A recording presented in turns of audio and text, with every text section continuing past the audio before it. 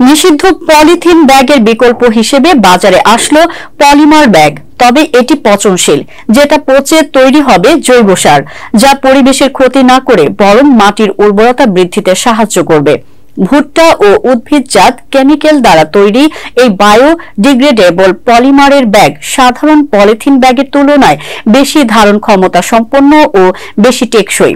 ফলে এটা ব্যবহারও করা যাবে দীর্ঘদিন।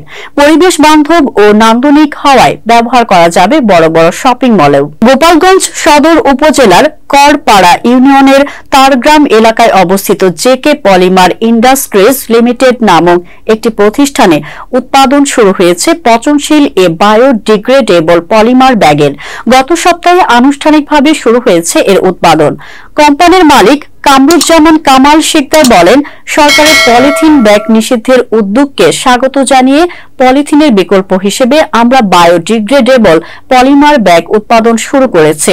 এটি পলিথিনের মতোই, তবে পচনশীল। শুধু তাই নয়, পচে মাটিতে জৈব সার তৈরি হবে। এটি সাধারণ পলিথিন ব্যাগের তুলনায় কিছুটা ব্যয়বহুল হলেও পরিবেশ বান্ধব।